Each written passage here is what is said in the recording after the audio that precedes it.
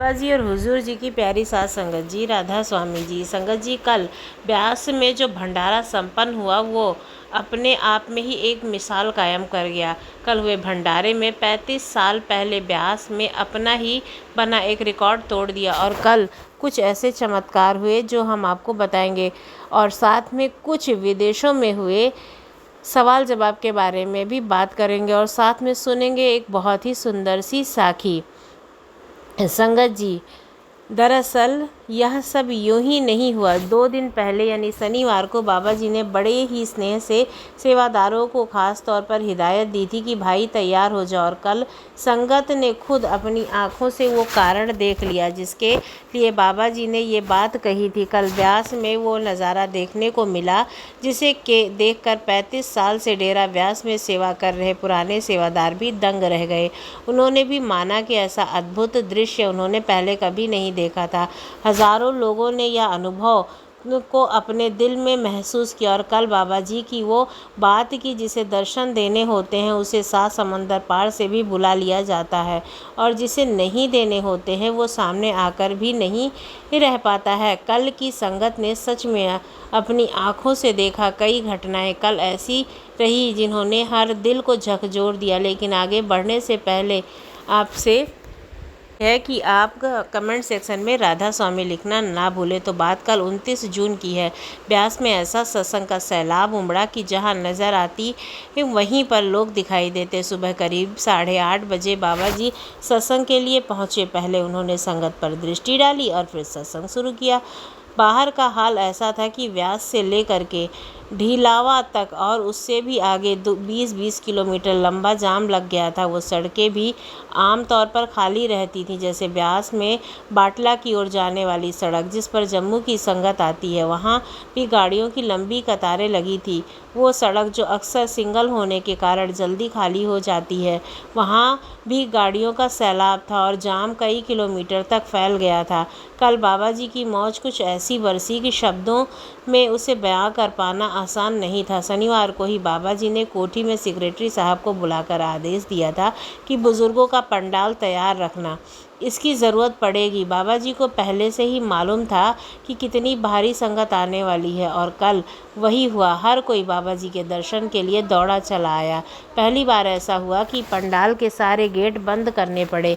आमतौर पर सुरक्षा के लिए कुछ गेट बंद होते थे, लेकिन कल सभी 10 गेट बंद कर दिए गए क्योंकि पंडाल भीतर से पूरी तरह से भर चुका था। संगत को पंडाल के 824वें पिलर से भी आगे सड़क तक बिठाना पड़ा। संगत के उस पार तक तंबू लगाए गए ताकि किसी को असुविधा ना हो। अब समझाइए बाबा जी क्यों कहते हैं कि जिसे दर्शन देने नहीं होते हैं उसे नहीं होते हैं। कल इतनी भीड़ थी कि हजारों लोग पंडाल तक पहुंच ही नहीं पाए। कई लोग तो दीवार पर चढ़कर बाबा जी की एक झलक पाने की कोशिश कर रहे थे। जाम में फंसे लोगों की हालत ये थी कि पंडाल तक पहुंचने का मौका ही नहीं मिला। सेवादार संगत की चेकिंग में लगे थे और अंदर जगह ना होने पर लोगों से विनती कर रहे थे कि अगले गेट से जाएं। लेकिन संगत की तड़प ऐसी थी कि लोग कहते हैं हमें बस खड़े खड़े ही सत्संग सुन लेने दीजिए। जो लोग कल जाम में फंसने के कारण सत्संग नहीं सुन सके और ना ही बाबा जी के दर्शन कर सके, उन लोगों में से कुछ ने कहा कि बाबा जी सच ही कहते हैं, जिसको दर्शन नहीं देने हैं वो पास बुलाकर भी नहीं आ पाता है। संगत जी, कल सेवादार पर बस इतना दबाव था कि कोई और होता तो शायद हार मान लेता, लेकिन सेवादारों ने जिस तरह से संभाला वो सच में सराहनीय है। मेरी दिल से दुआ और सलाम है उन सेवादारों को जिन्होंने कल सब कुछ अच्छे से संभाला। सच मानिए अगर कहीं और इतनी भीड़ होती तो पता नहीं क्या होता, लेकिन बाबा जी की कृपा और सेवादारों की सेवा भावना से सब कुछ शांति से संभल गया। जैसे कि हमने कल भी कहा था, कल की संगत करीब 5 लाख के आसपास थी, पर मेरा दिल कहता है यह संख्या 5 लाख से भी कहीं अधिक रही होगी। कोई गिनती तो थी नहीं, पर भीड़ इतनी थी कि पंडाल के भीतर तक लोग ना पहुंच सके।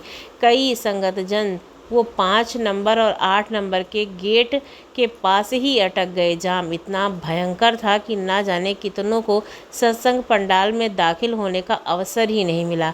35 साल से डेरा जाते लोगों ने भी माना कि इतनी संगत उन्होंने अपने जीवन में पहले कभी नहीं देखी थी। संगत जी, सच पूछे तो कल ब्यास में जो दृश्य देखने को मिला वो किसी करिश्मे से कम नहीं था। सोचिए, 5 लाख से भी ज़्यादा लोग एक साथ एक जगह पर जुटे हुए थे, लेकिन इसी के साथ में शांति और संपन्नता थी, जिसकी वजह से वो सत्संग हमारी सतगुरु की निगरानी में आराम से आयोजन के साथ में संपूर्ण हुआ और बाबा जी कल विदेश दौरे के लिए रवाना हो गए। संगत जी, सज्जनों का क्या नाम, दीक्षा लेने के बाद व्यक्ति में समस्त पाप नष्ट हो जाते हैं। हाँ, अगर आप नाम दीक्षा लेकर के मर्यादा में रहते हैं, गुरु की आज्ञा से चलते हैं, तो आपके समस्त पाप नष्ट हो जाते हैं और आपको अनंत सुखों की प्राप्ति होती है। परम संत श्री कबीर दास जी के वचन है कि जब भी सत्य नाम हृदय धरो, पायो पाप का नाश, मानो चिंगारी आंगन की पड़ी पुराने घास। प्यारे संगत जी, जब भी कोई व्यक्ति नाम दीक्षा लेता है तो उसका एक नया जन्म होता है और इसके समस्त पुराने पाप नष्ट हो जाते हैं। एक संत थे चतुर्भुज दास जी, वह भगवान की चर्चा कर रहे थे। उन्होंने कहा, जब कोई व्यक्ति गुरु से नाम दीक्षा लेता है तो उसका एक नया जन्म होता है और उससे समस्त पुराने पाप फिर उस पर लागू नहीं होते हैं। इसी बीच एक चोर जो एक साहूकार के यहाँ से चोरी करके भागा था, वहाँ आ पहुँचा। उसके पीछे पीछे सैनिक लगे हुए थे और चोर उस स्थान पर जा पहुँचा जहाँ सत्संग चल रहा था और हजारों लोग बैठे थे। वो भी उन्हीं के बीच में जाकर के चुपचाप बैठ गया। राजा के सैनिक जब वहाँ पहुँचे तो उन्होंने देखा कि सत्संग चल रहा है। उन्होंने सोचा, यहाँ तो भक्ति की चर्चा हो रही है, चोर भला यहाँ क्यों रुकेगा। वे वापस लौट गए। इस तरह से चोर सैनिकों से बच गया। लेकिन उसी समय सत्संग में यही चर्चा हो रही थी कि दीक्षा लेने से नया जन्म होता है और पूर्व के समस्त पाप नष्ट हो जाते हैं। जब सत्संग समाप्त हुआ तो वो चोर भी चतुर्भुज दास जी के पास गया और बोला, महाराज, क्या यह सच है कि शिक्षा लेने से सारे पाप नष्ट हो जाते हैं? मैं घोर पापी हूँ, चोर हूँ, हिंसक हूँ। ऐसा कोई पाप नहीं जो मुझसे ना हुआ हो। क्या यदि मैं दीक्षा ले लूँ तो क्या निष्पाप हो जाऊँगा? चतुर्भुज दास जी बोले, हाँ बेटा, दीक्षा लेने के बाद तुम निष्पाप हो जाओगे। चोर ने फिर विनती की, महाराज, तो कृपया करके मुझे दीक्षा दें। चतुर्भुज दास जी ने मन ही मन सोचा, यह तो दीक्षा का सच्चा अधिकारी है, क्योंकि यह अनंत पापी और हिंसक स्वभाव का है, परिवर्तन की इच्छा रखता है। उन्होंने तुरंत उसे दीक्षा दे दी, उसका सिर मुड़वाया, कंठी पहनाई, तिलक लगाया और नाम दीक्षा लेने के बाद अगले दिन वो निर्भय होकर के घूम रहा था। साहूकार सेठ अपने सैनिकों के साथ था और चोर को ही खोज रहा था। अचानक उसकी नज़र उस चोर पर पड़ी। उसने अपने सैनिकों से कहा, अरे ये तो वही चोर है। चोर को बंदी बना लिया गया और राज दरबार में ले जाया गया। राजा ने उस चोर से पूछा, क्या तुमने चोरी की है? चोर ने उत्तर दिया, हाँ महाराज।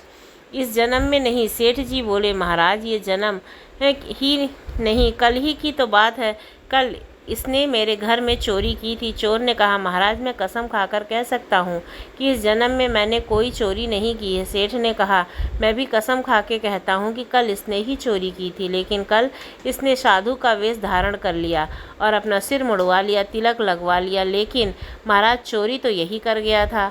अब दोनों अपनी अपनी कसम पर अड़े थे। उसी समय सत्य की पुष्टि के लिए जो परंपरा चल रही थी, उसके अनुसार एक लोहे का टुकड़ा गर्म किया जाता है, फिर आरोपी के हाथ पर पीतल का एक पत्ता रखा जाता है, उसके ऊपर सूत का एक पतला धागा बांध दिया जाता है और इसके बाद आरोपी के वो गर्म लोहा हाथ में पकड़ने को कहा जाता था। यह सूत का धागा न जले और आरोपी 7 कदम चल के उस गरम लोहे को फेंक दे तो उसे सत्यवादी माना जाता था। यही प्रक्रिया उस चोर के साथ भी अपनाई गई। उसके मन ही मन कहा, गुरुदेव ने कहा था कि दीक्षा लेने से नया जन्म होता है। फिर उसने जोर से कहा, मैंने इस जन्म में कोई पाप नहीं किया, और वो 7 कदम चल के वो गरम लोहा फेंक आया। आश्चर्य की बात यह थी कि सूत का धागा बिल्कुल वैसा का वैसा ही बना रहा, न जला न टूटा। आज तो राजा ने सेठ से कहा कि इसे तुमने चोर कहा है, इतने बड़े संत को चोर कहने का अपराध किया, इसे फांसी की सज़ा मिलनी चाहिए। जैसे ही सेठ की फांसी की सज़ा की बात सामने आई, चोर बोल पड़ा, महाराज नहीं, यह सेठ भी सही हैं, कृपया करके इन्हें फांसी ना दें, क्योंकि वे अपराधी नहीं हैं, असली अपराधी तो मैं ही हूँ। राजा ने आश्चर्य से पूछा, अब तुम कैसे अपराधी हो सकते हो? तो तुम्हारा तो प्रमाण हो चुका है कि तुमने इस जन्म में कोई चोरी नहीं की है। चोर बोला, महाराज आप सही कह रहे हैं, मैंने इस जन्म में कोई चोरी नहीं की है, लेकिन कहानी यह है कि चोरी मैंने सचमुच ही कल ही की थी।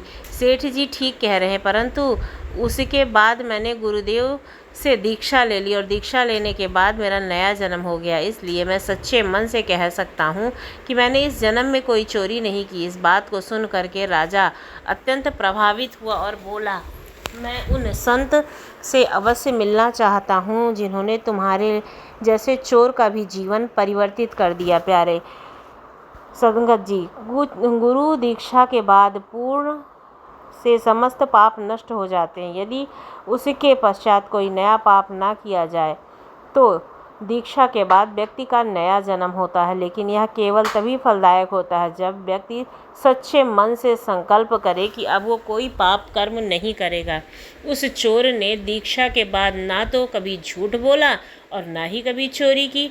अब तो किया, लेकिन अब मैं कोई पाप नहीं करूँगा। इसी सच्चे परिवर्तन के कारण ही उसके सारे पूर्व जन्म के पाप नष्ट हो गए। परंतु यदि कोई दीक्षा लेने के बाद भी पाप कर्म करता है तो उसके पाप और भी दृढ़ हो जाते हैं। ऐसे पापों का फल तो भोगना ही पड़ता है और उस पाप का प्रभाव उसके गुरु पर भी पड़ता है। यदि शिष्य पाप करे और गुरु से दंड ना दे तो उस शिष्य का त्याग ना करे तो गुरु पर भी दोष आता है, क्योंकि उन्होंने ऐसे अयोग्य व्यक्ति को दीक्षा दी।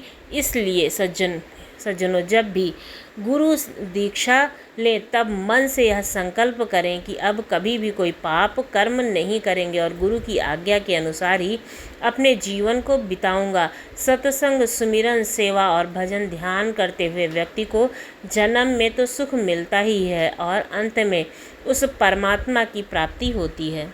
जी, इसी के साथ सुनते हैं बाबा जी से किए गए कुछ सवाल जवाब। पहला सवाल एक भाई ने पूछा, बाबा जी हम सुमिरन तो करते हैं लेकिन मन हमेशा भटकता रहता है, तभी भूतकाल में चला जाता है, कभी भविष्य की चिंता करने लगता है, इस मन को कैसे रोके? बाबा जी ने मुस्कुराकर जवाब दिया, बिल्कुल सही कहा आपने, मन ही एक ऐसी आदत है, यह तो पीछे जाता है या आगे भागता है, इसे अभी ही में रहना नहीं आता है, लेकिन जब हम सुमिरन करते हैं तो धीरे धीरे हम इसे अभी में लाना सिखाते हैं। मन को एकदम से रोक नहीं सकते हैं, यह तो अंदर की बात है, उछलता रहता है हमेशा बंदर की तरह। लेकिन अगर हम धैर्य और प्रेम से रोज़ रोज़ सुमिरन करें तो जैसे माँ बार बार शरारती बच्चे को गोद में लेकर प्यार से समझाती है, वैसे ही सुमिरन मन की शांति में लगाएं। सुमिरन कोई चमत्कारिक उपाय नहीं है, आज क्रिया और कल से मन एकदम शांत हो गया। यह तो एक सतत अभ्यास है, रोज करते जाओ बिना नतीजे की चिंता किए बिना। एक दिन मन खुद हार मान लेगा और टिक जाएगा। दूसरा सवाल एक बहन ने पूछा, बाबा जी सेवा करने का मन तो करता है लेकिन शरीर साथ नहीं देता है, क्या सिर्फ इच्छा काफ़ी है? बाबा जी ने बहुत ही कोमलता से कहा, बिल्कुल, सेवा भाव ही सबसे बड़ा सेवा है। गुरु को अपनी मेहनत करनी नहीं, अपना भाव चाहिए। अगर शरीर में सामर्थ्य नहीं है लेकिन मन में प्रेम है तो समझो आपने सेवा पूरी कर ली है। सेवा केवल उठाकर चीज़ें रखने का नाम नहीं है, प्रेम से बैठकर किसी को तसल्ली देना, किसी के लिए दुआएं करना, सच्चे दिल से किसी की मदद की कामना करना, यह भी सेवा में ही आता है। सेवा का मतलब समर्पण होता है, तो आप ये करके भी समर्पण अपना दिखा सकते हैं। तो आप अपनी स्थिति के अनुसार जो कर सकें वह करें। गुरु हर एक भाव को जानता है और जानता ही रहेगा। कौन थक कर ही भी सेवा कर रहा है, कौन बहाने बना रहा है। तीसरा सवाल एक बुजुर्ग ने पूछा, बाबा जी हमने सारी उम्र नामधारी संतों के पास ही रहे, कुछ समय निर्गुण भक्ति में भी लगे, अब आपसे जुड़ गए हैं, क्या पहले की साधनाएं व्यर्थ थीं? बाबा जी ने बड़ी ही विनम्रता से उत्तर दिया, नहीं भाई साहब, कोई भी ईश्वर की ओर किया गया प्रयास कभी भी व्यर्थ नहीं जाता है। आपने किसी भी रूप में भक्ति की हो, अगर आप सच्चे भाव से हैं तो वह आपके आत्मिक खजाने में ही की गई है। गुरु की रहमत तो कब और किस रास्ते से मिल जाए हम नहीं जानते हैं, लेकिन इतना तय है कि हर ईमानदार प्रयास चाहे किसी भी रूप में किया जाए, अंत में उसी को मंजिल मिलती है। जब आप यहाँ बैठे हैं और बीती बातों का हिसाब लगाने की ज़रूरत नहीं, अब तो समय है उसका पूरा इस्तेमाल करो। बीता हुआ सब अनुभव बन जाएगा। आगे की राह तय करने के लिए चौथा सवाल एक युवक ने पूछा, बाबा जी कभी कभी लगता है कि हम बस नियमों को निभा रहे हैं, सत्संग जाना, सेवा करना, सुमिरन करना, लेकिन भीतर से शांति नहीं मिलती है, क्या करें? बाबा जी ने मुस्कुराते हुए कहा, अच्छा सवाल है। अगर हम केवल आदत से काम कर रहे हैं और दिल उसमें शामिल नहीं है तो वह कर्म नहीं बन रस्म बन जाता है। हमारे जीवन में जब हम भाव नहीं जुड़ता है तब तक सत्संग को सेवा हो या सुमिरन उसका असर नहीं होता। जैसे अगर कोई बिना भूख के खाना खा रहा हो तो स्वाद नहीं आता है, तो क्या करें? फिर से शुरुआत करें। नियत साफ करके थोड़ा कम करो, लेकिन पूरे भाव से करो। जब सुमिरन करो तो सच्चे दिल से उस परमात्मा को पुकारो। गुरु को अपने सामने बिठाकर मान कर रखो, तब जानकर भीतर से संतोष मिलेगा।